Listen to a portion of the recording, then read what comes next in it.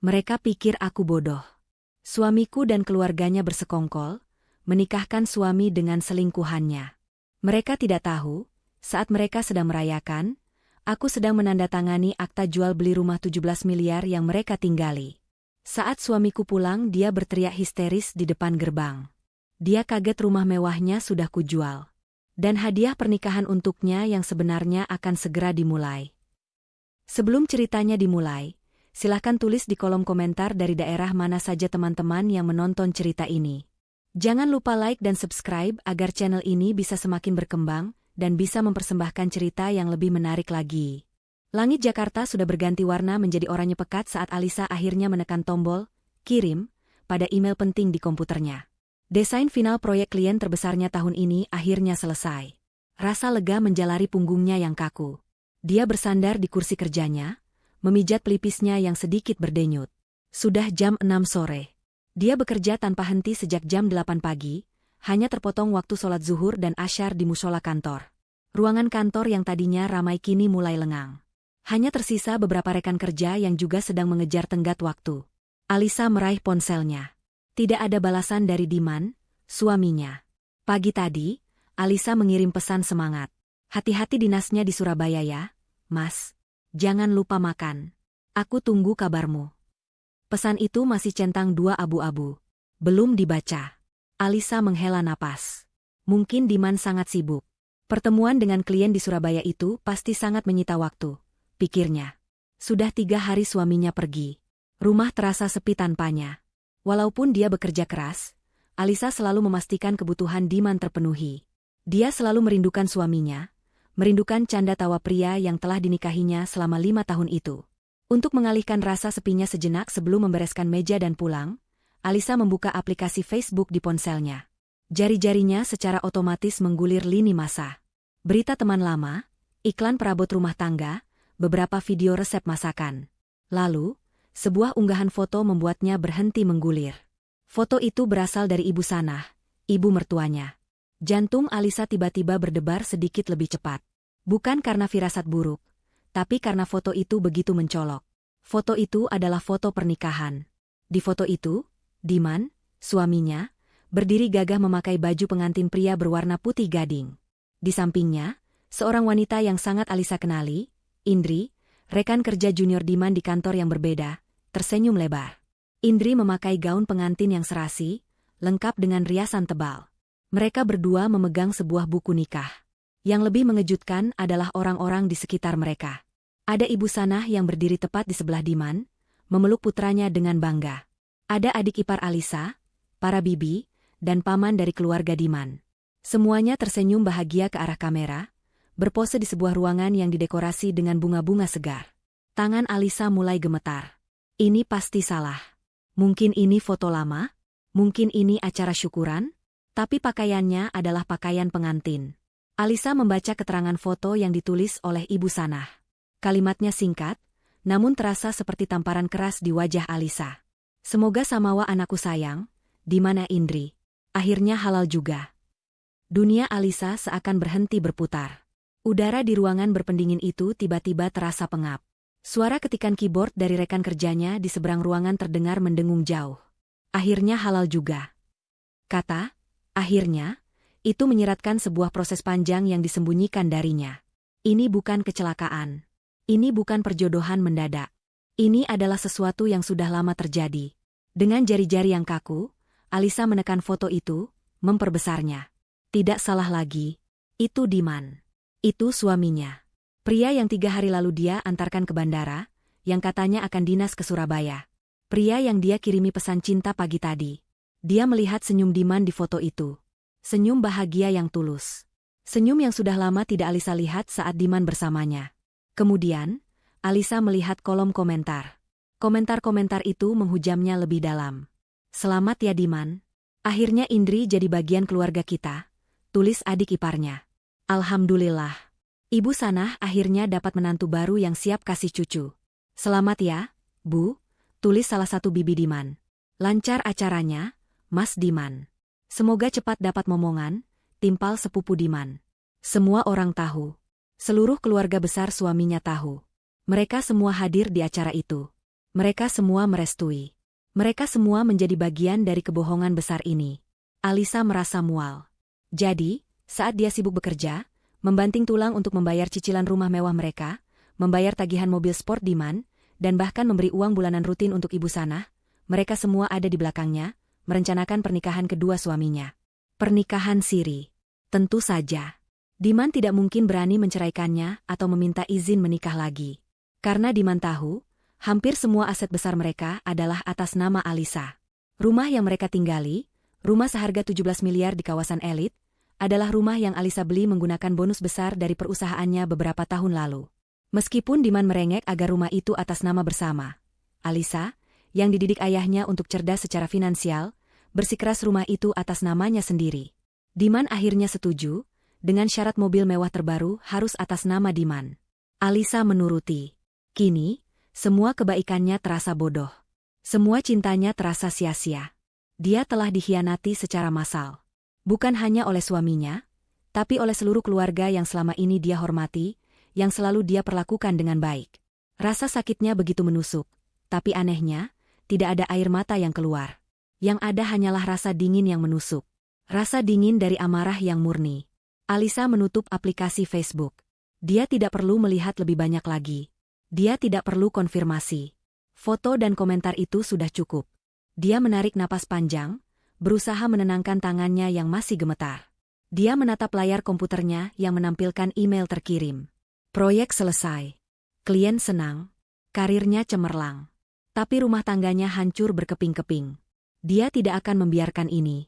Dia tidak akan menjadi wanita lemah yang menangis di pojokan. Dia telah bekerja terlalu keras untuk dihancurkan seperti ini. Mereka semua mendukung perbuatan Diman. Mereka semua merayakan pengkhianatan ini. Alisa berdiri. Dia akan membalas mereka. Dia akan membalas mereka semua, saat itu juga. Dia tidak akan menunggu Diman pulang dari Surabaya. Dia akan bertindak sekarang. Alisa membereskan tasnya dengan gerakan yang kaku dan mekanis. Laptop, buku catatan, dompet. Rekan kerjanya yang terakhir, seorang wanita muda bernama Sinta, menatapnya.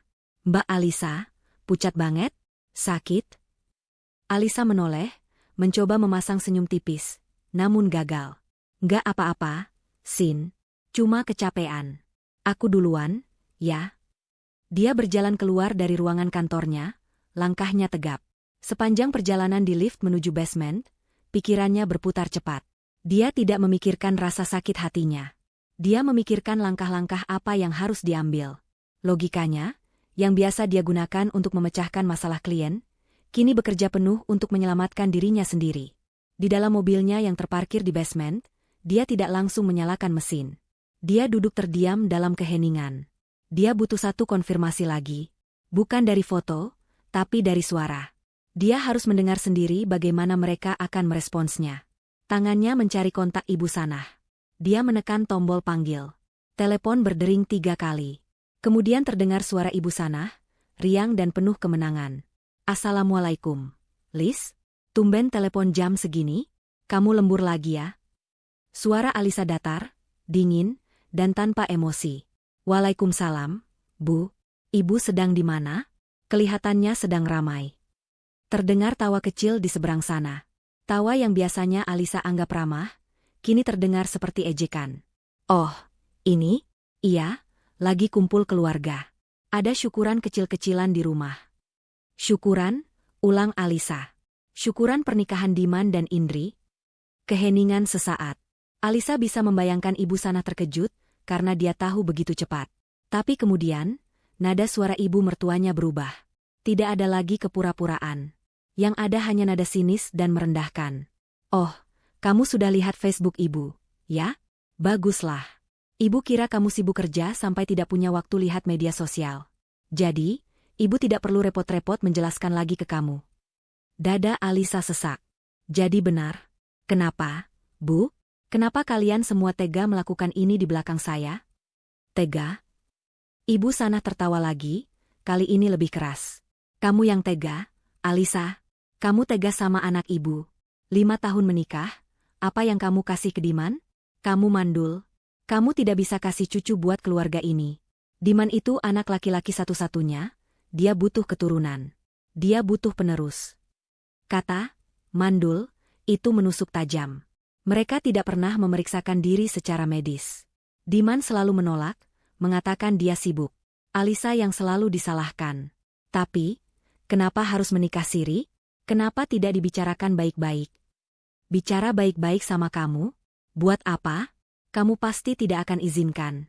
Kamu itu wanita karir yang egois. Mementingkan pekerjaanmu daripada suami.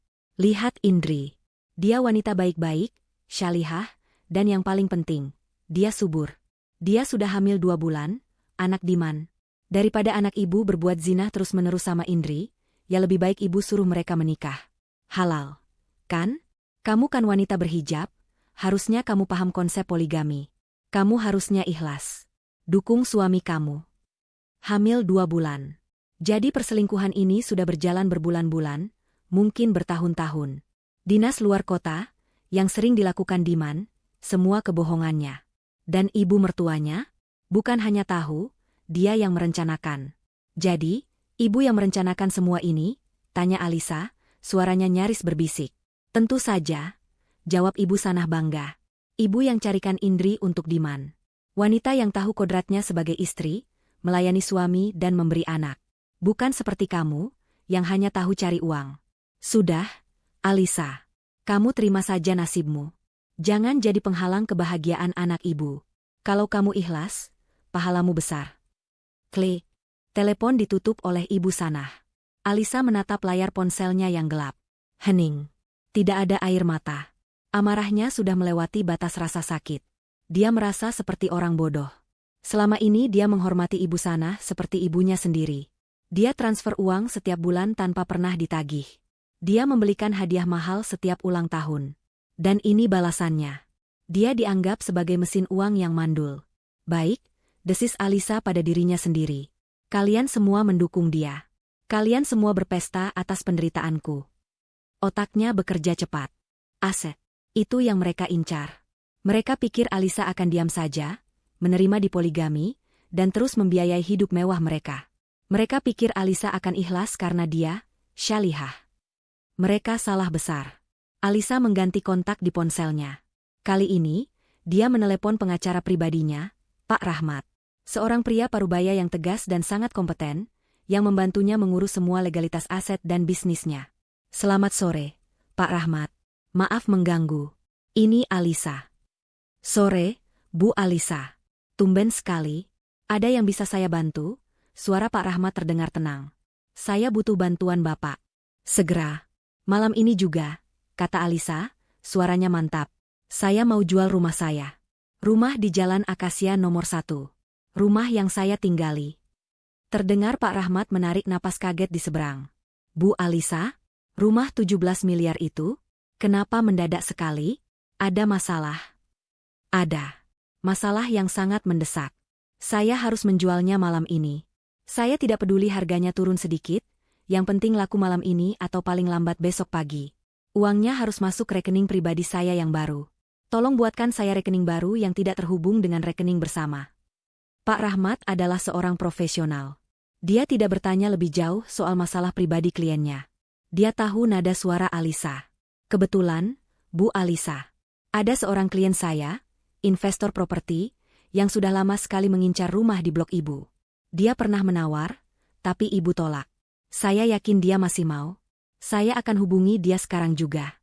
Dia tipe investor yang suka transaksi cepat. Untuk dokumen, semua aman di brankas saya, atas nama ibu 100%. Bagus, kata Alisa. Urus semua surat-suratnya. Saya akan ke kantor Bapak sekarang untuk tanda tangan apapun yang diperlukan. Dan satu lagi, Pak. Silakan, Bu. Tolong siapkan surat gugatan cerai untuk suami saya, Diman. Dengan tuntutan seberat-beratnya. Tapi jangan didaftarkan dulu. Tunggu instruksi dari saya. Baik, Bu Alisa. Saya siapkan semuanya. Hati-hati di jalan. Alisa menutup telepon. Dia menyalakan mesin mobil. Dia tidak pulang ke rumah 17 miliar itu. Rumah itu bukan lagi rumahnya. Itu hanya aset yang harus dicairkan. Dia akan menginap di hotel malam ini. Sambil menunggu uangnya cair, dia akan merencanakan langkah selanjutnya. Dia menginjak pedal gas, mobilnya melaju membelah kemacetan Jakarta. Di kepalanya, sebuah rencana balas dendam yang dingin dan terperinci mulai terbentuk. Mereka ingin pesta? Alisa akan memberi mereka hadiah, pernikahan yang tidak akan pernah mereka lupakan seumur hidup. Alisa tidak pulang malam itu. Dia langsung menuju sebuah hotel bintang 5 yang lokasinya tidak jauh dari kantor pengacaranya, Pak Rahmat. Dia memesan kamar suite untuk 3 hari ke depan menggunakan kartu kredit pribadinya, mendaftar dengan nama gadisnya. Setelah meletakkan tas tangannya, dia langsung menuju kantor Pak Rahmat yang setuju menemuinya malam itu juga. Pria parubaya itu menatap Alisa dengan sorot mata prihatin namun profesional. Dia tidak banyak bertanya. Dia hanya menyodorkan beberapa dokumen awal. Ini surat kuasa untuk menjual, Bu Alisa. Dengan ini, saya bisa memproses negosiasi dengan Pak Suryo besok pagi. Jelas Pak Rahmat. Pak Suryo adalah nama investor yang dia sebutkan di telepon. Saya sudah menghubunginya. Beliau sangat tertarik dan bersedia bertemu besok pagi. Beliau tipe yang tidak suka bertele-tele. Bagus, kata Alisa singkat. Suaranya mantap. Dia menandatangani surat itu tanpa ragu. Tolong proses secepat mungkin. Pak, saya ingin transaksi selesai besok juga. Saya akan usahakan semaksimal mungkin, Bu. Besok pagi saya akan siapkan juga rekening bank baru atas nama ibu pribadi, terpisah total dari rekening yang lain. Untuk gugatan cerai, draftnya sedang disiapkan tim saya. Alisa mengangguk. Terima kasih, Pak. Saya harus kembali ke rumah sebentar. Ada dokumen penting yang harus saya ambil sendiri. Perlu saya temani? Atau saya kirim seseorang? Tawar Pak Rahmat. Alisa menggeleng. Tidak perlu. Saya bisa sendiri. Rumah itu masih atas nama saya. Secara hukum, saya berhak penuh. Meninggalkan kantor Pak Rahmat, Alisa mengemudikan mobilnya menuju rumah di Jalan Akasia. Rumah megah seharga 17 miliar itu berdiri kokoh di bawah cahaya bulan. Terlihat indah, namun terasa dingin dan asing. Ini adalah kali terakhir dia ke sini. Dia memarkir mobilnya di garasi, di samping mobil sport mewah milik Diman. Milik Diman, Alisa tersenyum sinis. Dia yang membayarnya. Dia masuk menggunakan kunci cadangannya. Rumah itu gelap dan sepi. Art sudah pulang sejak sore. Alisa tidak menyalakan lampu utama. Dia hanya menggunakan lampu ponselnya, berjalan lurus menuju ruang kerja. Ruangan ini adalah wilayah kekuasaannya. Tempat di mana dia sering lembur, menghasilkan pundi-pundi uang yang dinikmati Diman dan keluarganya. Di balik sebuah lukisan abstrak besar, terdapat sebuah brankas dinding. Diman tahu ada brankas di sana. Tapi dia tidak tahu kodenya. Dia pikir kodenya adalah tanggal pernikahan mereka. Alisa sudah mengubahnya 6 bulan lalu. Setelah Diman suatu kali, bercanda, ingin meminjam sertifikat rumah untuk agunan pinjaman bisnis barunya. Bisnis yang tidak pernah berjalan. Alisa menekan kombinasi angka yang baru, tanggal ulang tahun almarhum ayahnya. Brankas itu terbuka dengan bunyi klik pelan. Di dalamnya, semua tersusun rapi. Alisa menarik napas dalam. Ini adalah hasil kerja kerasnya. Dia mulai mengeluarkannya satu persatu. Pertama, tumpukan sertifikat. Paling atas, sertifikat hak milik, SHM, rumah ini. Dia membukanya. Nama pemilik, Alisa. Hanya satu nama. Dia bersyukur atas nasihat ayahnya dulu. Jangan pernah campur adukan aset besar dengan cinta buta, nak. Kedua, BPKB mobil. Ada 3. BPKB mobil sedan premium yang dia pakai sehari-hari, atas nama Alisa. BPKB mobil SUV keluarga yang sering dipakai Ibu Sanah jika berkunjung, atas nama Alisa. Dan BPKB mobil sport Diman. Alisa tersenyum tipis. Diman sangat bangga dengan mobil itu, pamer ke semua temannya seolah itu hasil kerjanya. Tapi Alisa cukup cerdik. Mobil itu dibeli atas nama perusahaan Alisa sebagai kendaraan operasional direktur, yaitu dirinya sendiri. Diman hanya diberi fasilitas memakainya. BPKB itu aman di tangan Alisa. Ketiga, sertifikat 2 unit ruko di kawasan bisnis baru yang sedang berkembang. Keduanya investasi murni Alisa. Keduanya atas nama Alisa. Keempat, map berisi laporan portofolio saham dan reksadana. Semua rekening efek itu atas nama pribadinya, dibuka jauh sebelum dia menikah. Nilainya sudah berkembang sangat pesat. Dia melakukan perhitungan cepat di kepalanya. Gaji Diman memang lumayan, tapi tidak seberapa dibanding penghasilannya. Gaji Diman habis untuk gaya hidupnya. Hobinya main golf, memodifikasi mobil sport yang bukan miliknya, dan mentraktir teman-temannya. Belum lagi jatah bulanan untuk Ibu Sanah dan adik-adiknya. Alisa menghitung, mungkin 80%, atau bahkan 90%, dari total kekayaan yang mereka nikmati bersama, ini berasal murni dari keringatnya. Dan berkat kejeliannya, hampir semuanya sah secara hukum atas namanya. Diman terlalu malas, terlalu arogan untuk peduli pada detail administrasi yang membosankan. Dia hanya mau memakai, menikmati, dan pamer. Saat Alisa hendak menutup brankas, matanya menangkap sebuah map baru berwarna biru di bagian paling belakang. Map yang bukan miliknya. Dia tidak pernah meletakkan dokumen di sana. Tangannya terulur, menarik map itu keluar. Tidak ada label di depannya. Dia membukanya. Jantungnya serasa mencelos. Itu adalah lembaran polis asuransi jiwa. Dia membacanya perlahan. Nama tertanggung, Alisa. Uang pertanggungan, 10 miliar rupiah. Tanggal polis diterbitkan, 3 bulan yang lalu. 3 bulan. Itu sekitar waktu Indri dipastikan hamil, pikir Alisa. Lalu dia membaca bagian yang paling penting. Nama ahli waris. Jantungnya berhenti berdetak sedetik. Tertulis di sana, Indri. Dengan keterangan di bawahnya, calon istri. Napas Alisa tercekat. Seluruh darah di tubuhnya terasa dingin. Ini bukan lagi sekadar perselingkuhan. Ini bukan lagi sekadar poligami siri. Ini bukan lagi sekadar masalah uang. Ini adalah rencana pembunuhan. Mereka tidak hanya ingin hartanya. Mereka ingin hartanya dan nyawanya sekaligus. Uang 10 miliar akan cair untuk Indri, si calon istri, jika Alisa meninggal. Pernikahan siri itu hanyalah langkah awal. Kehamilan Indri adalah pendorongnya. Kata-kata Ibu Sanah, kamu mandul, tiba-tiba memiliki makna yang jauh lebih mengerikan. Mungkin itu bukan cuma hinaan. Itu adalah justifikasi. Alasan mengapa dia pantas untuk dihilangkan. Alisa terduduk di lantai ruang kerja yang dingin. Rasa sakit hati karena pengkhianatan kini berganti menjadi rasa takut yang nyata, yang kemudian bermutasi menjadi amarah yang membeku. Mereka ingin membunuhnya. Diman, pria yang dia cintai, yang tidur seranjang dengannya, merencanakan kematiannya bersama selingkuhannya. Dia tidak akan memberi mereka kesempatan itu. Dengan tangan gemetar hebat, Alisa memasukkan polis asuransi itu ke dalam tasnya. Ini adalah bukti. Dia lalu bangkit, mengambil tas duffel kecil dari lemari. Dia tidak lagi mengambil barang dengan sentimen. Dia hanya mengambil apa yang dia butuhkan. Laptop kerja, semua dokumen aset yang baru dia keluarkan, beberapa pakaian ganti yang praktis, dan peralatan syalatnya. Matanya tertuju pada foto pernikahan mereka berdua di atas meja kerja. Diman tersenyum lebar, Alisa tersenyum sangat bahagia, naif, dan penuh cinta. Dia mengambil foto itu dari bingkainya. Menatap wajah Diman lekat-lekat. Pria ini ingin dia mati.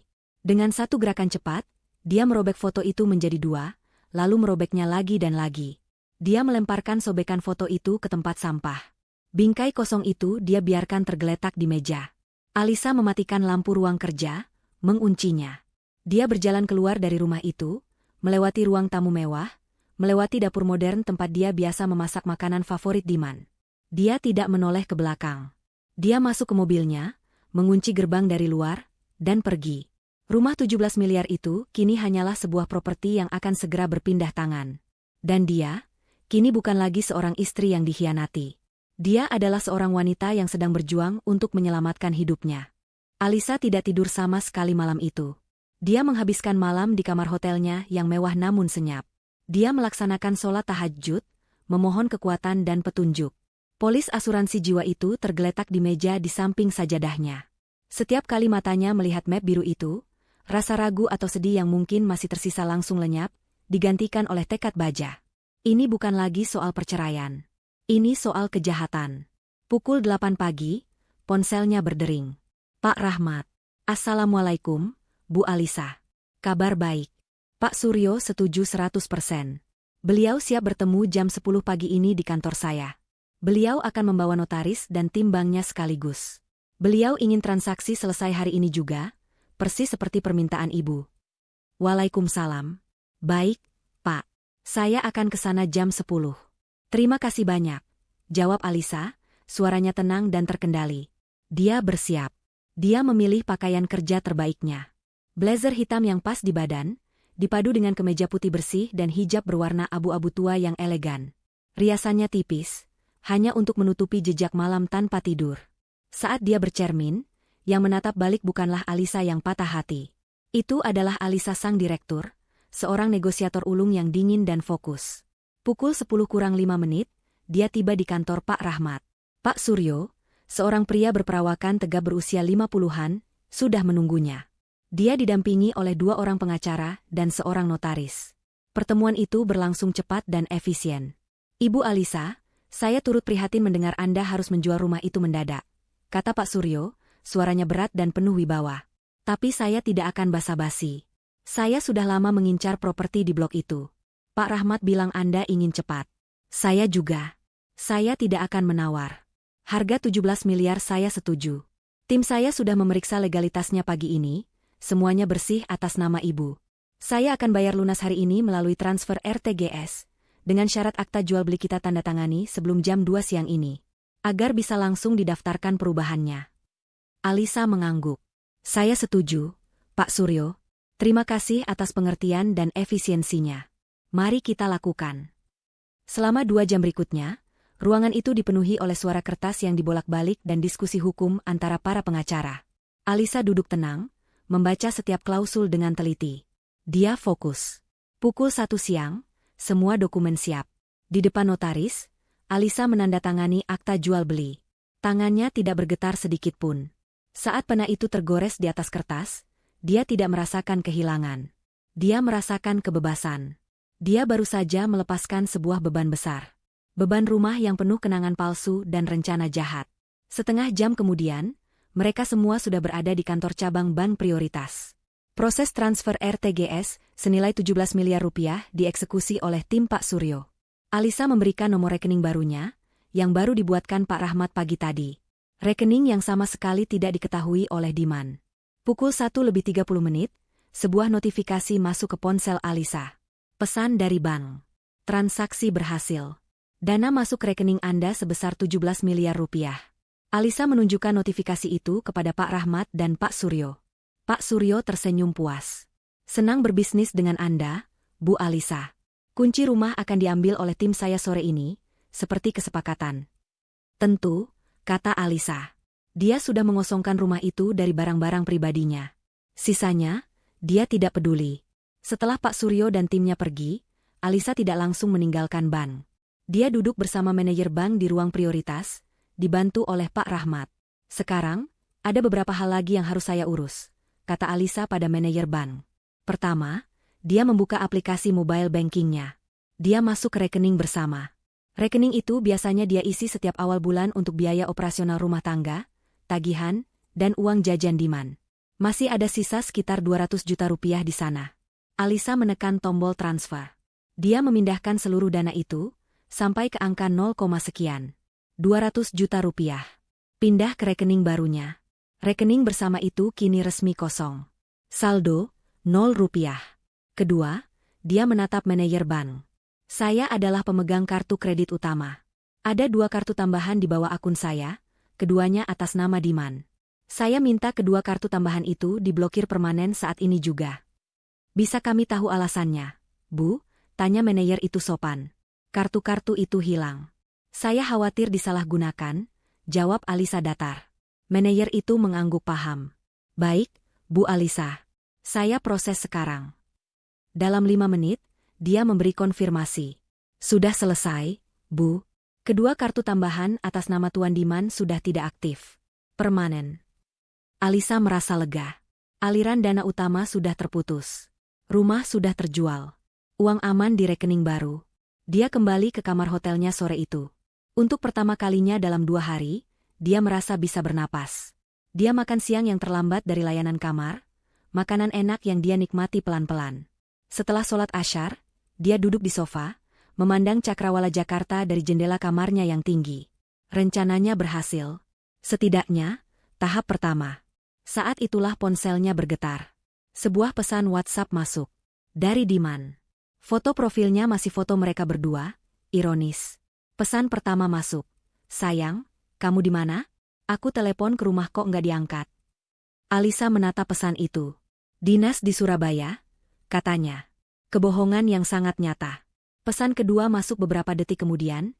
Sayang, aneh banget. Aku mau beliin kamu tas baru di bandara, Tapi kok kartu kreditku ditolak ya? Padahal limitnya masih banyak.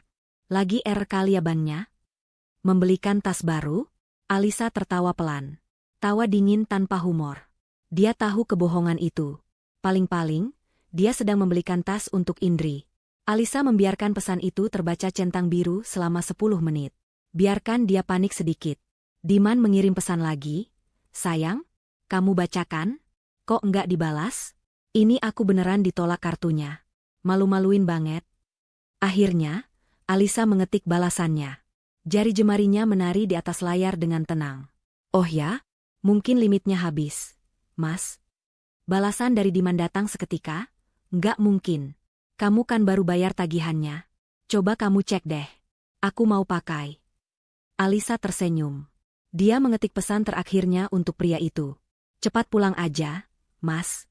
Aku punya kejutan besar buat kamu. Kejutan buat kamu dan Indri. Dia mengirim pesan itu. Tanpa menunggu balasan, dia langsung memblokir nomor Diman. Dia juga memblokir nomor ibu Sanah dan semua keluarga Diman yang dia kenal. Tidak akan ada lagi komunikasi. Hanya akan ada aksi. Tahap kedua akan dimulai besok. Mengambil alih aset perusahaan dan menyiapkan bukti penggelapan dana yang dia curigai. Permainan baru saja dimulai. Hari berikutnya, Jumat pagi, Alisa bangun di kamar hotelnya dengan pikiran yang jernih. Dia tidak lagi merasa seperti korban. Dia adalah seorang strategis yang sedang menyusun rencana perang. Setelah sholat subuh dan sarapan ringan, dia mengganti pakaiannya. Hari ini, dia tidak memakai blazer yang biasa dia kenakan saat bertemu klien. Dia memakai pakaian yang sedikit lebih santai namun tetap profesional. Dia harus pergi ke kantor anak perusahaannya. Kantor tempat Diman bekerja. Kantor yang tidak banyak orang tahu adalah miliknya. Perusahaan itu, sebuah firma desain dan konstruksi, sengaja dia dirikan 3 tahun lalu. Dia menempatkan Diman di sana sebagai manajer operasional, memberinya gaji besar dan wewenang. Itu adalah kesalahannya. Dia ingin suaminya merasa bangga dan berhasil, tidak merasa di bawah bayang-bayang kesuksesan Alisa. Dia memberi Diman panggung, tapi Diman malah menggunakannya untuk menusuknya dari belakang. Alisa sengaja tidak menempatkan dirinya sebagai direktur utama di perusahaan itu secara terbuka. Namanya ada di akta pendirian sebagai pemilik saham mayoritas, 90%, namun yang dia tunjuk sebagai direktur utama adalah orang kepercayaannya sejak lama, Pak Hendy. Pak Hendy mengurus administrasi besar, sementara Diman mengurus operasional harian. Dan yang mengurus keuangan adalah Pak Fajar, seorang akuntan senior yang loyalitasnya 100% kepada Alisa. Alisa tidak menelepon Pak Fajar. Dia memutuskan untuk datang langsung. Kejutan adalah elemen penting. Dia tiba di lobi kantor yang modern itu pukul 9 pagi. Resepsionis, seorang gadis muda, menatapnya. Selamat pagi, Bu. Ada yang bisa saya bantu? Ada janji dengan siapa? Saya mau bertemu Pak Fajar. Bilang saja Alisa. Maaf, Bu Alisa. Ibu Alisa siapa? Ya? Sudah ada janji? Alisa tersenyum tipis. Bilang saja Alisa. Ini darurat. Dia akan mengerti. Resepsionis itu menelepon dengan ragu. Beberapa detik kemudian, matanya membelalak. Baik, Bu. Silakan langsung ke lantai 5. Pak Fajar akan menunggu ibu di depan lift. Benar saja. Saat pintu lift terbuka di lantai 5, Pak Fajar sudah berdiri di sana dengan wajah pucat dan tegang. Dia adalah pria berusia akhir 40-an yang sangat teliti. Bu Alisa, tumben sekali. Ada apa, Bu? Apa ada masalah? Ada masalah besar, Pak Fajar. Dan saya butuh bantuan Bapak, kata Alisa sambil berjalan melewatinya. Ruangan Bapak. Sekarang. Kunci pintunya. Di dalam ruangan kepala keuangan yang rapi itu, Alisa duduk di seberang Pak Fajar. Dia tidak membuang waktu. Pak Fajar, saya minta maaf datang tiba-tiba. Saya butuh Bapak menarik data keuangan Tuan Diman selama 6 bulan terakhir. Semua pengeluaran, semua pengajuan dana, semua invoice yang dia setujui. Sekarang juga. Wajah Pak Fajar semakin tegang. Dia tahu ini bukan kunjungan biasa. Baik, Bu, tentu. Dia segera beralih ke komputernya. Jarinya bergerak lincah di atas keyboard. Apakah ada pos pengeluaran spesifik yang Ibu cari? Semuanya. Mulai dari biaya perjalanan dinas, biaya representasi klien, sampai semua pembayaran ke vendor baru. Pak Fajar mulai membuka satu persatu file. Ini, Bu, Perjalanan dinas Tuan Diman. Cukup banyak. 3 hari lalu, ke Surabaya. Tiket pesawat, hotel bintang 5, biaya entertainment klien. Stop, kata Alisa. Perjalanan ke Surabaya. Saya ingin lihat detailnya. Pak Fajar membuka lampiran. Benar saja. Tiket pesawat, tagihan hotel, semua dibayar oleh perusahaan. Ini laporannya, Bu, kata Pak Fajar. Alisa mengeluarkan ponselnya. Dia membuka riwayat obrolannya dengan Diman. Dia menunjukkan layar itu pada Pak Fajar. Baca ini, Pak. Pak Fajar membaca pesan Diman sebulan lalu. Sayang, aku butuh uang 15 juta. Ada dinas penting ke Surabaya, tapi budget kantor lagi seret. Aku harus talangi dulu. Lalu Alisa menunjukkan bukti transfer dari rekening pribadinya ke rekening Diman sebesar 15 juta. Saya mentransfernya, kata Alisa dingin. Dan ini, perusahaan juga membayarnya. Ini namanya apa, Pak Fajar? Pak Fajar menelan ludah. Ini penggelapan ganda, Bu. Double claim. Kita baru mulai, kata Alisa. Lanjut. Cari vendor. Vendor baru yang pembayarannya besar dan rutin. Pak Fajar menggulir layar. Dia berhenti pada satu nama. Ini, Bu. CV Pelita Jaya. Pembayaran untuk jasa konsultasi desain. Anehnya, ini baru 6 bulan terakhir. Tapi pembayarannya besar sekali. Setiap bulan, Tuan Diman meminta transfer 2 kali. Masing-masing 30–50 juta. Total astaga, totalnya sudah 420 juta, Bu. Siapa pemilik CV itu? Apa ada laporan kerjanya? Apa ada kontraknya? Pak Fajar terlihat bingung. Itu dia masalahnya, Bu. Tuan Diman selalu bilang ini vendor khusus. Dia yang mengurus kontraknya langsung. Pembayaran selalu diajukan mendadak. Dan dia yang tanda tangan persetujuan, lalu meminta saya mentransfer segera. Dia bilang ini untuk proyek rahasia. Proyek rahasia, desis Alisa. Dia segera menelepon Pak Rahmat, pengacaranya. Pak, tolong cek nama sebuah perusahaan. CV Pelita Jaya. Saya kirim NPWP-nya. Saya butuh nama pemiliknya. Segera. Sambil menunggu kabar dari Pak Rahmat, Alisa berkata pada Pak Fajar, cari lagi. Biaya entertainment. Bawa klien. Pak Fajar membuka data kartu kredit korporat yang dipegang Diman. Tagihannya melonjak. Restoran mewah, butik desainer, dan sebuah toko perhiasan. Ini, Bu, pembelian kalung berlian. 30 juta. Keterangannya, hadiah untuk istri klien X. Alisa tertawa. Tawa yang sangat getir. Dia ingat, 3 bulan lalu Diman pulang dan mengeluh betapa susahnya mengambil hati klien X itu. Alisa tidak pernah menerima kalung berlian. Ponsel Alisa berdering. Pak Rahmat. Sudah dapat datanya, Bu Alisa. CV Pelita Jaya. Terdaftar 3 bulan lalu. Alamatnya sepertinya alamat palsu, ruko kosong. Dan nama pemiliknya, direkturnya, adalah Indriani. Indri, bisik Alisa. Betul, Bu. Indriani. Rekening bank perusahaan itu juga atas nama dia. Alisa menutup telepon. Dia menatap Pak Fajar. Pak, 420 juta itu masuk rekening pribadi selingkuhan suami saya. Pak Fajar terperangah. Wajahnya memerah karena marah. Dia merasa ikut dibohongi. Kurang ajar. Saya dibodohi mentah-mentah. Bukan hanya Bapak. Saya juga, kata Alisa. Sekarang, kita hitung. 420 juta ke Indri. Double claim perjalanan dinas, kita bulatkan 80 juta selama 6 bulan. Pembelian barang pribadi pakai kartu korporat, 30 juta. Totalnya sudah 530 juta. Penggelapan dana perusahaan. Sempurna. Alisa berdiri. Pak Fajar. Saya minta Bapak mencetak semua bukti ini. Bukti transfer, info palsu dari CV Pelita Jaya, salinan tagihan kartu kredit korporat, dan data registrasi perusahaan atas nama Indriani itu. Saya mau berkas yang lengkap dan tebal. Baik, Bu. Segera saya siapkan, kata Pak Fajar, gerakannya cekatan. Satu lagi, tambah Alisa. Apakah Indriani bekerja di sini? Pak Fajar mengangguk. Benar, Bu. Dia di divisi marketing. Baru masuk 6 bulan lalu. Tuan Diman yang merekrutnya sendiri. Pas sekali, kata Alisa. Tolong siapkan surat pemecatan untuk Tuan Diman dan Nona Indriani. Saat ini juga. Alasan, Pemutusan hubungan kerja dengan tidak hormat, akibat tindakan penggelapan dana perusahaan dan pelanggaran berat etika perusahaan. Siap, Bu Alisa. Surat itu akan ada di meja Ibu sebelum makan siang. 1 jam kemudian, Alisa meninggalkan kantor itu. Dia tidak kembali ke hotel. Dia pergi ke kantor Pak Rahmat. Di tangannya ada sebuah map tebal berisi semua bukti penggelapan dana. Dia menyerahkan map itu kepada pengacaranya. Ini, kata Alisa. Bungkus hadiah pernikahannya sudah siap. Ini adalah bukti kriminal. Saya tidak mau hanya cerai. Saya mau mereka dituntut. Pak Rahmat menerima map itu. Dia membukanya sekilas. Matanya membesar.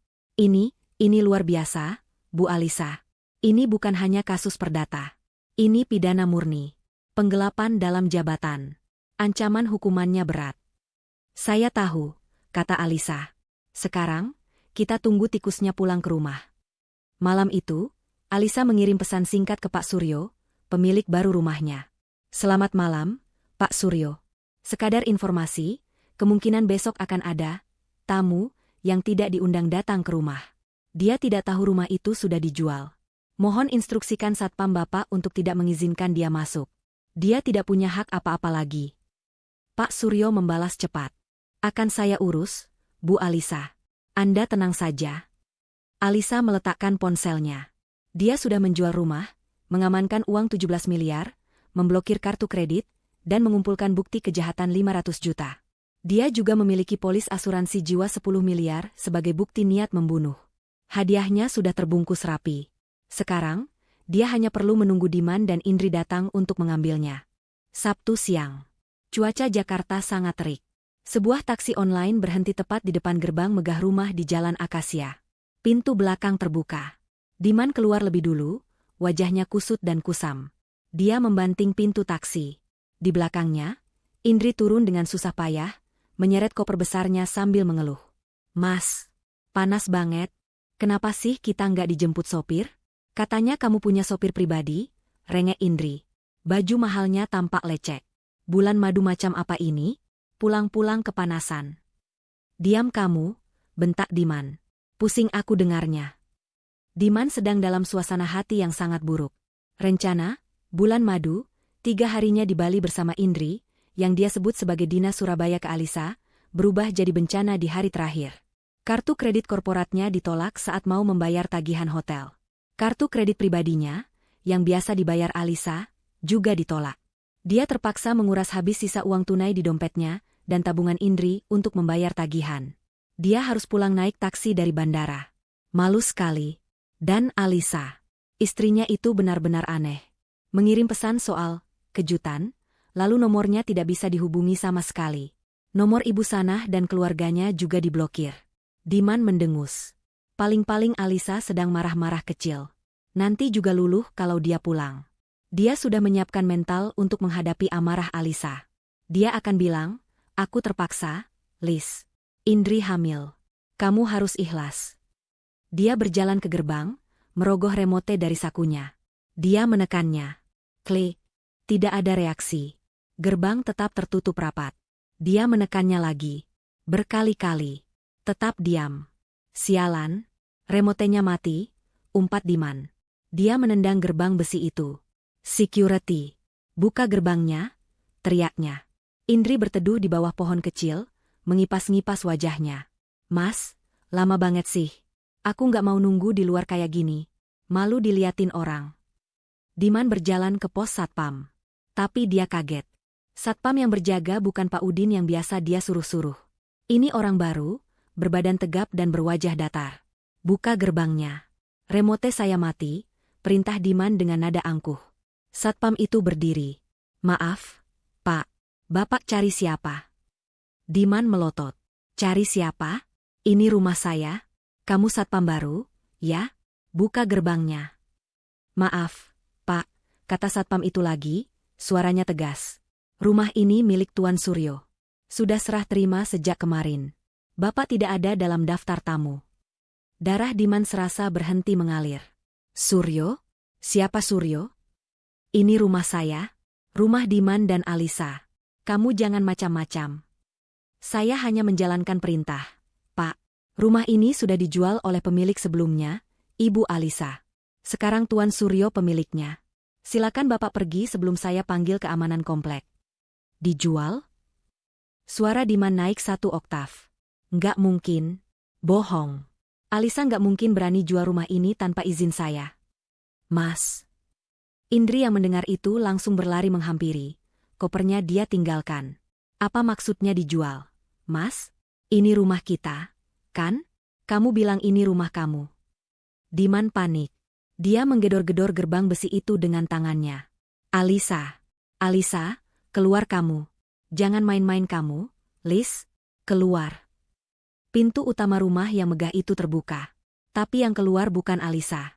Seorang pria berpenampilan rapi, mungkin asisten pribadi, berjalan menghampiri gerbang. Dia menatap Diman dan Indri dengan pandangan dingin. Ada apa ini ribut-ribut? Tanyanya. Kamu siapa?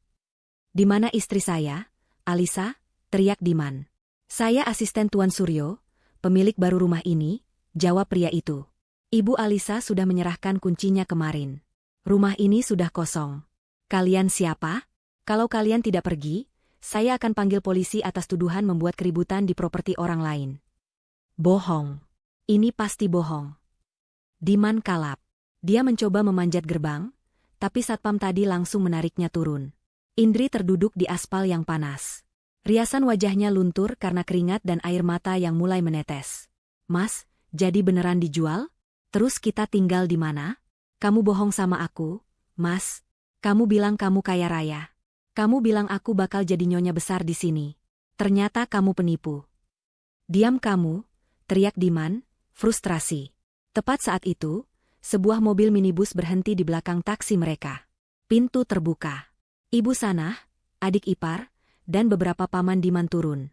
Mereka datang dengan wajah gembira, bermaksud untuk menguatkan Diman dan Indri saat bertemu Alisa. Mereka berencana untuk menekan Alisa agar menerima Indri sebagai madunya. Tapi yang mereka lihat adalah pemandangan yang kacau. Diman, berantakan dan marah, sedang berdebat dengan satpam. Indri, menangis histeris di trotoar di samping koper-koper yang terbuka. Diman, ada apa ini? Teriak Ibu Sanah, berlari menghampiri. Kenapa kamu di luar? Kenapa Indri nangis di jalanan? Diman menoleh ke ibunya, matanya merah. Ibu, rumah ini dijual. Apa? Ibu Sanah terpekik. Dijual? Nggak mungkin. Siapa yang jual? Alisa. Siapa lagi? Raung Diman. Perempuan sialan itu menjual rumah ini di belakang kita. Wajah Ibu Sanah yang tadinya sombong langsung berubah pucat pasi. Dijual? Rumah 17 miliar ini? Bagaimana bisa? Bukannya ini rumah kalian berdua? Aku nggak tahu, Bu.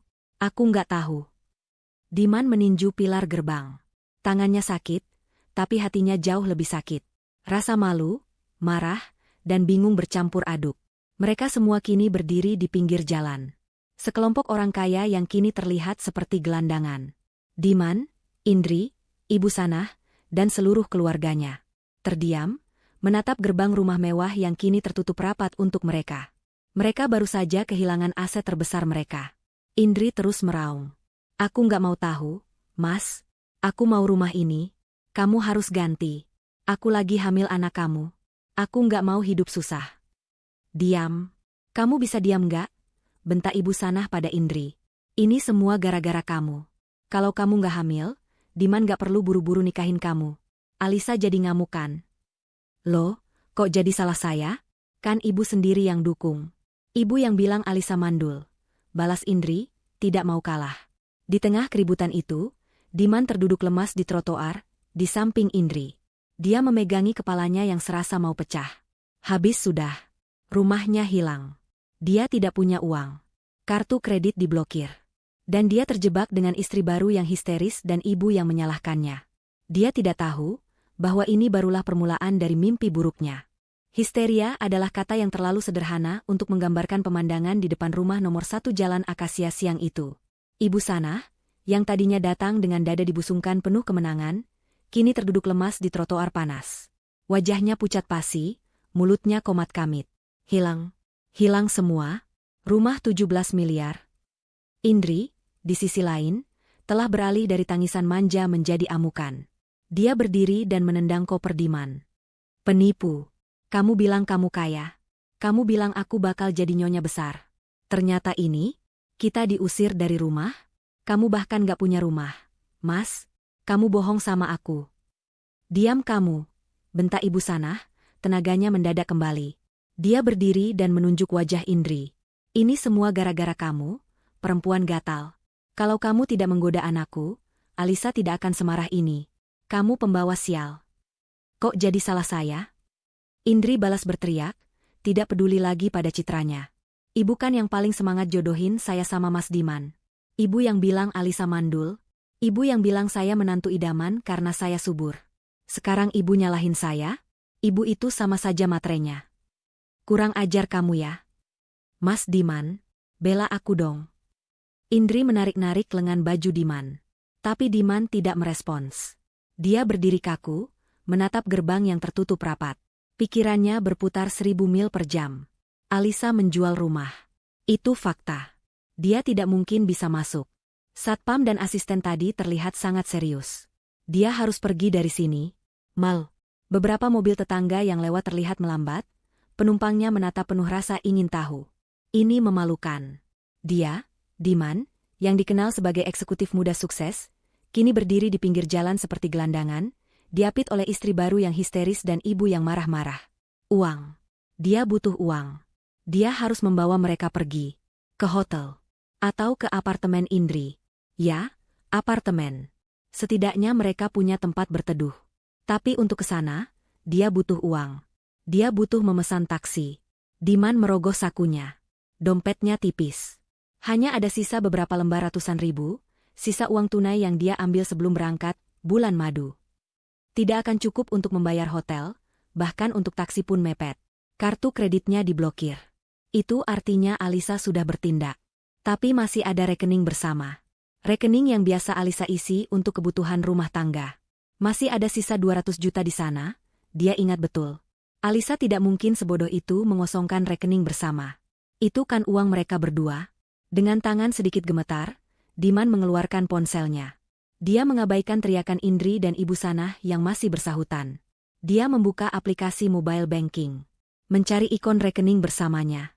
Dia memasukkan kata sandinya. Jantungnya berdebar. Aplikasi terbuka. Dia menekan menu, informasi saldo. Layar menampilkan angka. Angka yang membuatnya mual. Saldo tersedia, 0 rupiah. Kosong. Ludes. 0 besar. Nggak mungkin. Desis Diman. Dia menekan tombol, refresh. Hasilnya sama. Dia keluar dari aplikasi, lalu masuk lagi. Tetap sama. 0 rupiah. Lalu dia teringat. Alisa mengirim pesan tentang kartu kredit ditolak. Kemudian dia memblokir nomornya. Ini bukan kesalahan sistem. Ini disengaja. Alisa telah menguras rekening itu. Keringat dingin mulai membasahi kening Diman, meski cuaca sangat panas. Dia cepat-cepat beralih ke aplikasi bank lain, rekening gajinya sendiri. Rekening tempat gajinya sebagai manajer masuk. Dia membukanya. Saldo, 1.500.000 rupiah. Hanya sisa 1,5 juta. Gajinya baru masuk minggu lalu, tapi sudah ludes dia pakai untuk foya-foya di Bali sebelum kartu kreditnya bermasalah. Dia pikir dia bisa menggesek kartu korporat seperti biasa. Dia benar-benar bangkrut. Dia tidak punya rumah. Dia tidak punya uang. Mas. Indri mengguncang tubuhnya. Ayo kita ke apartemenku. Apartemen yang kamu beliin itu. Aku nggak mau di sini. Apartemen. Ya, Tuhan. Apartemen. Diman teringat sesuatu. Dia membeli apartemen kecil tipe studio itu 6 bulan lalu. Tapi uangnya dia mencicilnya. Dan uang mukanya dia menggunakan sebagian dari. Diman tiba-tiba merasa sangat takut.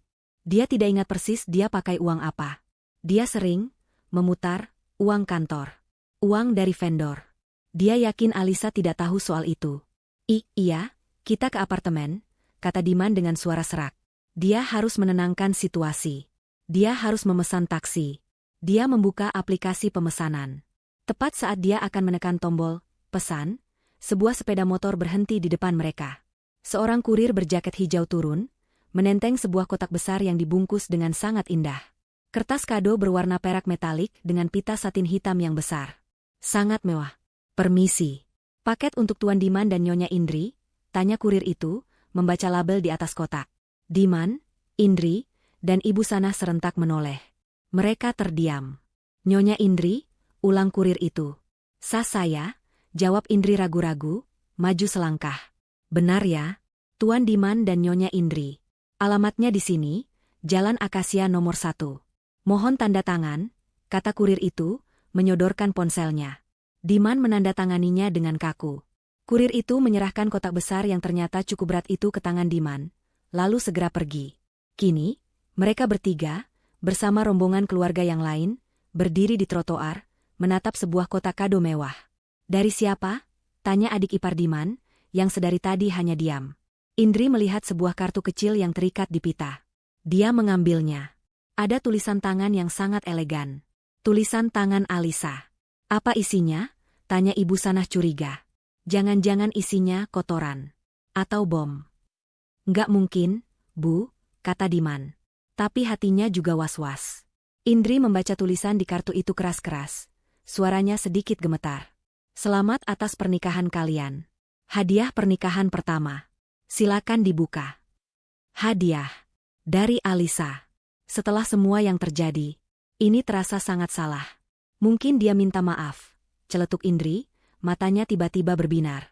Mungkin isinya perhiasan? Atau cek? Dia sadar dia salah sudah jual rumah, jadi dia kasih kita kompensasi. Buka, perintah Ibu Sanah, rasa serakahnya mengalahkan rasa curiganya. Dengan tangan yang masih gemetar, Diman meletakkan kotak itu di atas koper. Dia menarik pita satin hitam itu. Pitanya terlepas dengan mulus. Dia merobek kertas kado perak yang mahal itu. Di dalamnya, ada sebuah kotak hitam pekat yang sangat kokoh. Tidak ada merek. Hanya sebuah kotak hitam polos. Jantung Diman berdebar sangat kencang. Ini adalah ketenangan sebelum badai. Dia bisa merasakannya. Dia mengangkat tutup kotak itu. Si kotak itu tidak seperti yang diharapkan Indri.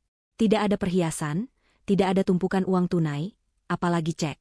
Yang ada hanyalah lapisan kain satin hitam yang lembut. Di atas kain itu, tergeletak 2 amplop putih tebal, bersegel resmi. Kertasnya kaku dan mahal. Di sudut kiri atas, tercetak logo perusahaan tempat Diman bekerja. Firma desain dan konstruksi itu. 1 amplop bertuliskan nama, kepada YTH. Saudara Diman. Amplop kedua bertuliskan nama, kepada YTH. Sdri. Indriani. Napas Diman tercekat. Ini bukan hadiah. Ini surat resmi. Surat? Cuma surat? Pekik Indri kecewa. Dia langsung menyambar amplop dengan namanya. Apa-apaan ini?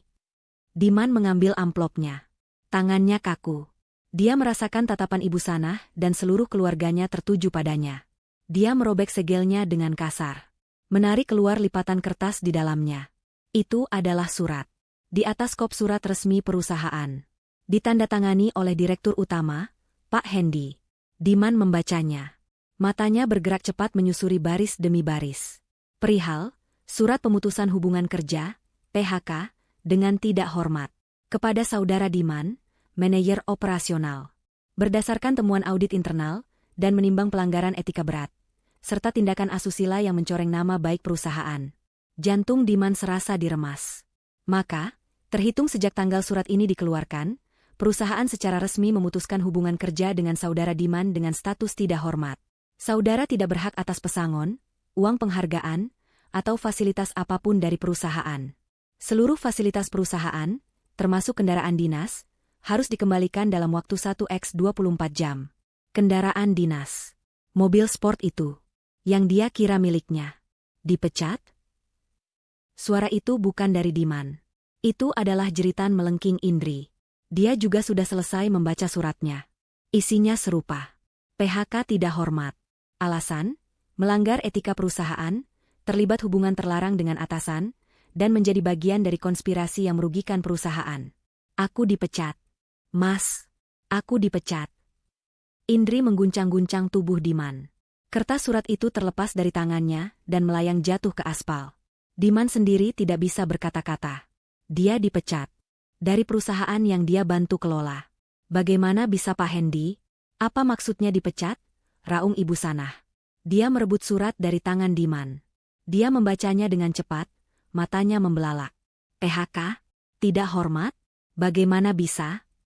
Diman, kamu kan manajer di sana. Kamu kan orang penting. Diman tidak menjawab. Dia menatap kosong ke dalam kotak hitam itu. Matanya menangkap sesuatu yang lain. Di bawah kain satin yang tadi menahan 2 amplop itu, ada selembar kartu lagi. Kartu kecil berwarna gading. Lebih kecil dari kartu ucapan selamat tadi. Dia mengulurkan tangannya yang gemetar, mengambil kartu kecil itu. Ada tulisan tangan Alisa lagi. Rapi, tegas, dan dingin. Dia membacanya dalam hati terlebih dahulu. Oh iya, Diman. Perusahaan itu milikku. Sahamnya 90% atas namaku. Pak Hendy hanya menjalankan perintahku. Kamu baru saja memecat dirimu sendiri dari propertiku. Diman terhuyung. Dia bersandar pada pilar gerbang yang dingin, pilar rumah yang bukan lagi miliknya. Perusahaan itu milik Alisa. 90%. Dia tahu Alisa menanam modal. Dia tahu Alisa yang mendirikannya. Tapi Alisa tidak pernah ikut campur. Alisa membiarkannya bebas. Dia mengira Alisa hanya investor pasif yang bodoh.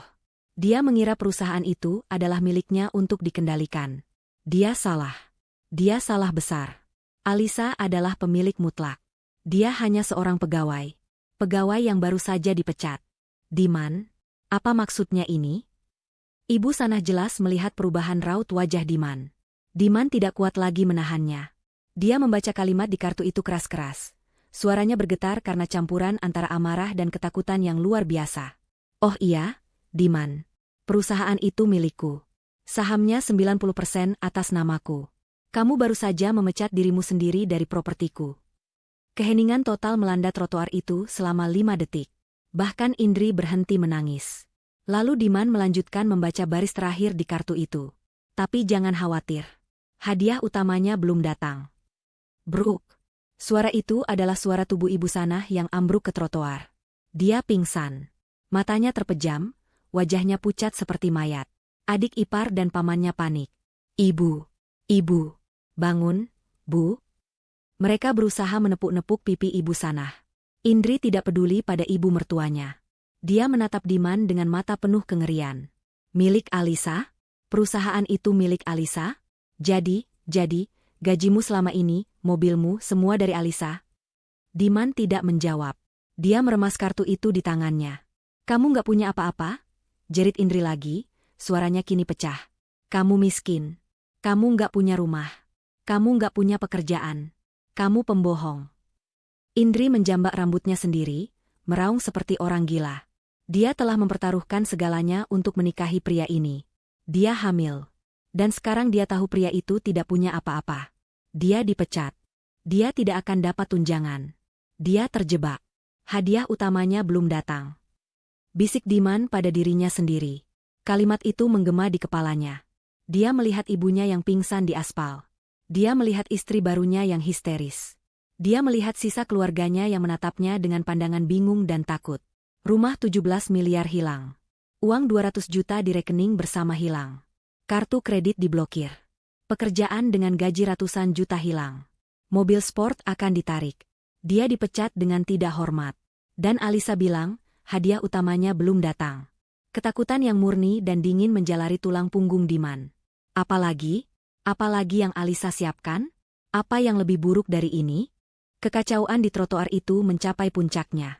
Ibu Sanah tergeletak pingsan, dikerubungi oleh keluarganya yang panik, mencoba menyadarkannya dengan tamparan-tamparan pelan di pipi. Indri, di sisi lain, telah berubah dari tangisan histeris menjadi raungan putus asa.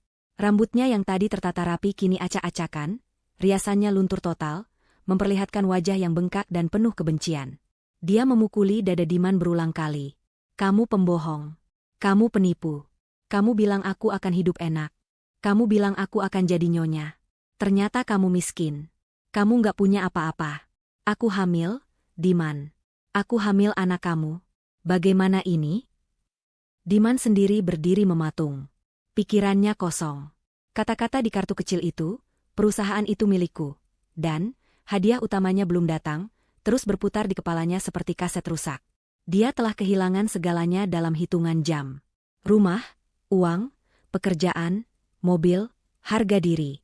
Dia telah salah perhitungan. Dia meremehkan Alisa. Dia mengira Alisa adalah wanita berhijab yang penurut, bodoh, dan akan pasrah menerima takdirnya di poligami. Dia tidak menyangka Alisa adalah seekor singa betina yang diam-diam mengendalikan seluruh hidupnya. Hadiah utamanya belum datang. Bisiknya. Apalagi? Apa yang bisa lebih buruk dari kebangkrutan total di depan seluruh keluarganya? Seolah menjawab pertanyaannya, dari ujung jalan terdengar suara sirine. Bukan ambulans untuk Ibu Sanah. Suaranya berbeda. Dua mobil patroli polisi berwarna putih dan biru tua berbelok ke jalan Akasia dan melambat tepat di depan kerumunan kecil mereka. Lampu rotatornya berputar-putar tanpa suara, menambah kesan surreal pada pemandangan siang yang terik itu. Pintu mobil terbuka. 4 orang petugas berseragam turun. 2 petugas tetap di samping mobil, sementara 2 lainnya, 1 petugas senior yang tampak berwibawa dan 1 lagi yang lebih muda membawa map, berjalan menghampiri mereka. Seluruh keluarga Diman, termasuk Indri, langsung terdiam. Hanya isak tangis Indri yang masih terdengar. Petugas senior itu menatap kerumunan itu dengan tajam. Matanya berhenti pada Diman, lalu pada Indri. Dia mencocokkan wajah mereka dengan foto di map yang dipegang rekannya. "Selamat siang," kata petugas senior itu, suaranya berat dan tegas. "Apa benar ini dengan saudara Diman dan saudari Indriani?" Diman menelan ludah. Lidahnya keluh. Iya, Pak. Saya Diman." "Ada apa, ya?" Indri mencengkeram lengan Diman, tubuhnya gemetar hebat. "Mas, kenapa ada polisi?" bisiknya, ketakutan. Petugas itu tidak memedulikan pertanyaan Indri. Dia melanjutkan. "Kami dari kepolisian. Kami menerima laporan dan bukti awal yang kuat atas dugaan tindak pidana penggelapan dana perusahaan dan penipuan." Jantung Diman serasa jatuh ke perutnya. "Penggelapan dana." Alisa tahu. "Penggelapan apa, Pak?" Diman mencoba tertawa, tapi yang keluar adalah suara serak yang aneh. "Bapak salah orang. Ini pasti salah paham.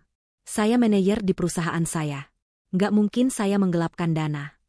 Tuduhannya spesifik, kata petugas yang lebih muda, membuka mapnya. Dugaan penggelapan dana sebesar 530 juta rupiah dari PT Cipta Karya Desain, yang dilakukan melalui pembuatan vendor fiktif bernama CV Pelita Jaya, klaim ganda biaya perjalanan dinas, dan penyalahgunaan kartu kredit korporat untuk kepentingan pribadi. Diman pucat pasi. Angkanya tepat. Nama vendornya disebut. "Ini bukan gertakan. Itu fitnah, Pak," teriak Diman, suaranya kini meninggi karena panik. "Itu pasti laporan palsu. Ini semua ulah istri saya. Dia mau menjebak saya." "Anda bisa menjelaskan itu semua di kantor polisi," kata petugas senior itu datar. "Saat ini, Anda berdua harus ikut kami untuk pemeriksaan lebih lanjut." "Nggak bisa. Saya nggak mau." Indri menjerit. "Saya lagi hamil, Pak. Saya nggak tahu apa-apa. Saya cuma disuruh tanda tangan sama Mas Diman. Dia yang urus semuanya. Saya korban." "Indri, tutup mulutmu," bentak Diman. Tepat saat itu, sebuah mobil sedan hitam mewah yang berbeda, bukan mobil Alisa yang biasa, berhenti dengan mulus di belakang mobil polisi. Pintu belakang terbuka. Alisa melangkah keluar. Dia tampak sangat berbeda. Tidak ada raut wajah sedih, marah, atau panik. Dia tampak tenang, dingin, dan sangat berwibawa. Dia mengenakan blus sutra berwarna krem, celana bahan yang rapi, dan hijab yang serasi. Kacamata hitam besar menutupi matanya, menambah kesan tak tersentuh. Dia tidak sendirian. Di belakangnya, Pak Rahmat, pengacaranya, ikut turun membawa sebuah koper arsip kecil. Diman menatap Alisa dengan mata membelalak. "Alisa, kamu yang laporin saya, kan?" teriaknya. "Kamu tega. Kamu mau penjarain suami kamu sendiri?" Alisa berjalan perlahan menghampiri mereka. Dia berhenti di depan para petugas polisi. Dia melepas kacamata hitamnya, memperlihatkan matanya yang jernih namun sedingin es. Dia menatap Diman. "Suami?" katanya, suaranya jernih dan terdengar oleh semua orang. "Suami yang mana? Suami yang diam-diam menikah siri dengan selingkuhannya? Suami yang membiayai pernikahan haramnya pakai uang curian? Atau suami yang berencana membunuh istrinya untuk mengklaim asuransi 10 miliar? Setiap kata adalah pukulan. Diman membeku. Ibu Sanah, yang baru saja siuman dan didudukan di trotoar, kembali terbelalak ngeri mendengar kata, asuransi 10 miliar. Alisa tidak lagi memandang Diman. Dia beralih ke petugas polisi senior. "Selamat siang, Pak. Saya Alisa." Saya pemilik 90% saham PT Cipta Karya Desain. Saya pelapornya. Pak Rahmat melangkah maju dan menyerahkan koper arsip itu kepada petugas. Di dalam sini, Pak, semua buktinya. Lengkap. Bukti transfer ke rekening CV Pelita Jaya, akta pendirian CV Pelita Jaya atas nama Indriani, info chain vouch fiktif yang ditandatangani Tuan Diman, bukti klaim ganda perjalanan dinas, dan salinan tagihan kartu kredit korporat yang berisi pembelian pribadi. Semuanya sudah kami audit. Petugas itu menerima koper itu dan membukanya sekilas. Dia melihat tumpukan dokumen yang rapi dan terorganisir. Dia mengangguk. Ini lebih dari cukup. Bawa mereka. Tidak. Diman mengamuk. Dia sadar ini adalah akhir. Alisa, jangan lakukan ini. Aku salah. Aku minta maaf. Liz, aku hilaf. Kasih aku kesempatan. Jangan penjarain aku. Kesempatan? Alisa tertawa pelan, tawa tanpa humor. Kesempatanmu sudah habis, Diman. Saat kamu membohongiku. Saat kamu bersekongkol dengan ibumu. Dan saat kamu menandatangani polis asuransi jiwa atas namaku. Lalu Alisa menatap Indri, yang kini menangis tanpa suara, tubuhnya gemetar hebat. Dan Anda, Nona Indri, menikmati uang haram hasil curian? Mendirikan perusahaan fiktif atas namamu? Menjadi ahli waris polis asuransi 10 miliar? Kehamilanmu tidak akan meloloskanmu dari jerat hukum. Dua petugas lain bergerak maju. Satu memegang lengan Diman, satu lagi memegang lengan Indri.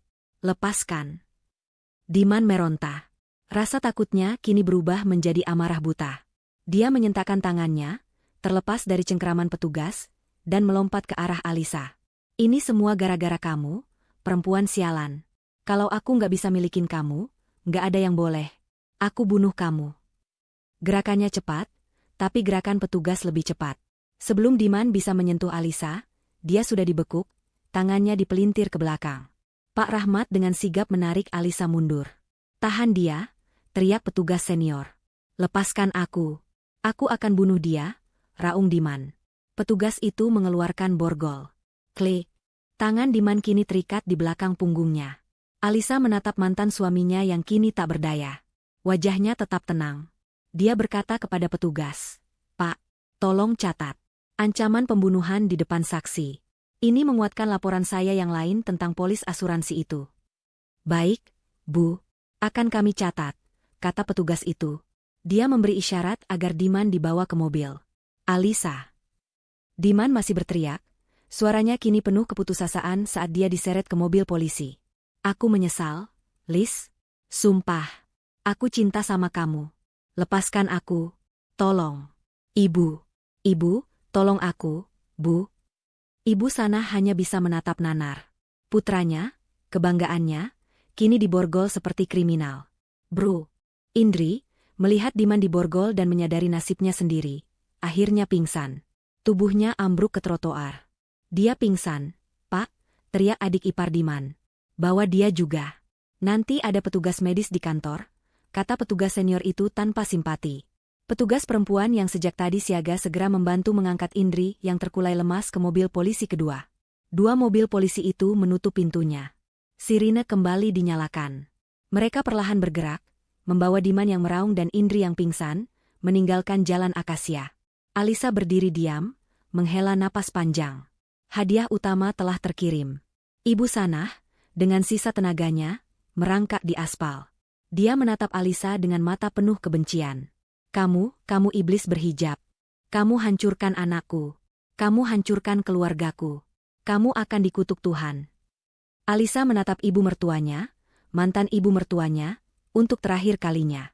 Ibu yang menghancurkan putranya sendiri. Saat ibu mendukung keserakahannya.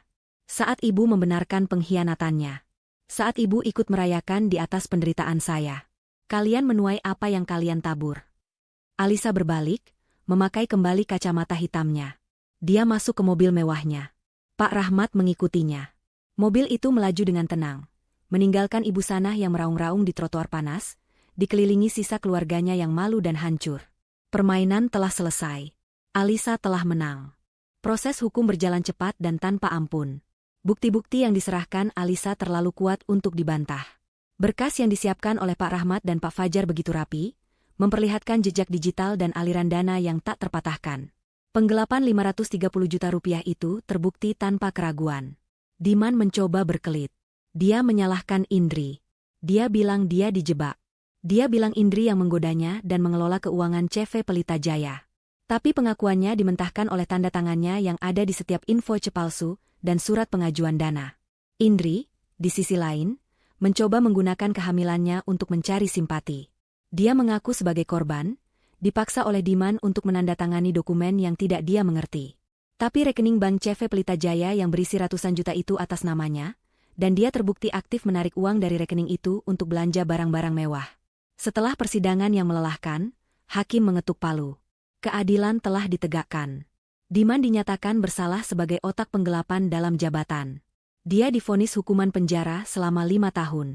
Ancaman pembunuhan yang dia teriakkan di depan polisi dan polis asuransi jiwa 10 miliar yang dia buat atas nama Alisa menjadi faktor pemberat.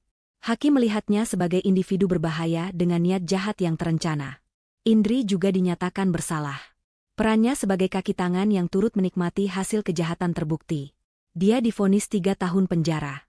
Kehamilannya tidak membebaskannya, hanya memastikan dia akan melahirkan di dalam tahanan, dengan fasilitas medis penjara.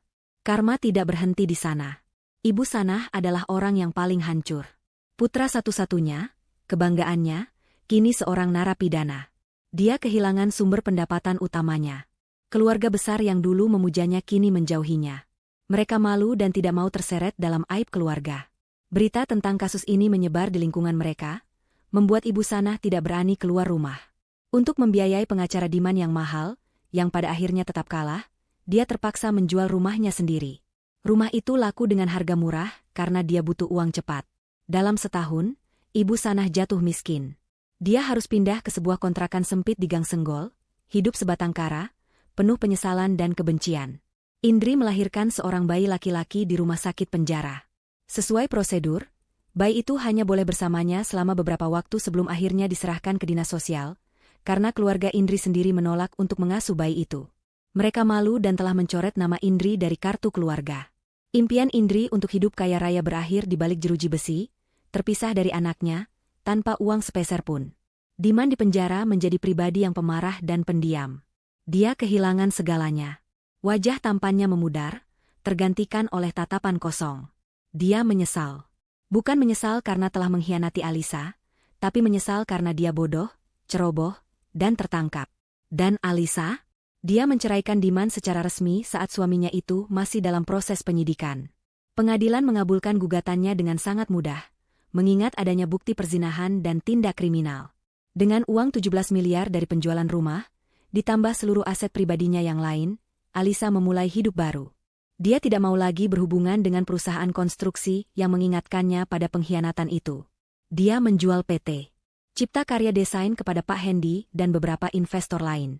Alisa memutuskan untuk menggunakan kekuatannya untuk sesuatu yang lebih besar. 2 tahun kemudian, di sebuah ballroom hotel mewah di Jakarta, Alisa berdiri di atas panggung. Dia tampak anggun dan bersinar. Hijabnya yang berwarna biru langit serasi dengan pakaiannya. Dia tidak lagi terlihat dingin, matanya kini memancarkan kehangatan dan kepercayaan diri. Dia sedang berbicara di depan ratusan tamu undangan, dalam acara peluncuran resmi, Yayasan Pelita Alisa. Pengkhianatan adalah racun, katanya, suaranya tenang dan menggema. Dia bisa membunuh kita dari dalam. Tapi dia juga bisa menjadi obat penawar, jika kita memilih untuk tidak mati. Dia bisa memaksa kita untuk melihat nilai diri kita sendiri. Hari ini, saya berdiri di sini bukan sebagai korban. Saya berdiri sebagai seorang penyintas, yang memilih untuk mengubah racun itu menjadi kekuatan. Tepuk tangan membahana. Yayasan Pelita Alisa adalah sebuah lembaga nirlaba yang dia dirikan, didanai sepenuhnya dari kekayaan pribadinya. Tujuannya, memberikan bantuan hukum, perlindungan, dan pelatihan kemandirian finansial bagi perempuan-perempuan korban kekerasan dalam rumah tangga, KDRT, dan penipuan finansial. Setelah acara selesai, asisten pribadinya, Sinta, mantan rekan kerjanya yang kini dia rekrut, menghampirinya dengan sebuah tablet. Mbak Alisa, acaranya sukses besar. Banyak donatur yang langsung mendaftar. Oh iya, ada berita kecil tadi. Berita apa? Tanya Alisa sambil menerima secangkir teh hangat. Lelang terakhir rumah kontrakan Ibu Sanah sudah selesai. Dia diusir karena tidak bisa bayar sewa. Sekarang kabarnya dia menumpang di rumah kerabat jauhnya, diurus seperti pembantu, lapor Sinta datar. Dan Indri, permohonan pembebasan bersyaratnya ditolak hakim. Dia dianggap belum menunjukkan penyesalan. Alisa terdiam sejenak. Dia menatap keluar jendela, melihat matahari Jakarta yang mulai terbenam. Tidak ada rasa puas, tidak ada juga rasa kasihan. Yang ada hanyalah rasa netral. Keadilan alam semesta telah berjalan dengan sendirinya. Mereka semua telah menuai apa yang mereka tabur. Baiklah, kata Alisa, akhirnya. Dia berbalik dari jendela, tersenyum pada Sinta. Abaikan berita itu. Kita masih banyak pekerjaan. Tolong siapkan pertemuan dengan tim hukum kita. Ada klien baru yang butuh bantuan kita. Alisa melangkah pergi dari ballroom, dikelilingi oleh orang-orang yang menghormatinya. Dia telah kehilangan seorang suami pengkhianat, tapi dia mendapatkan dirinya sendiri kembali. Dia bebas, dia kaya, dan yang terpenting, dia telah mengubah lukanya menjadi cahaya bagi orang lain. Itu adalah karma terbaik, dan akhir cerita yang paling memuaskan.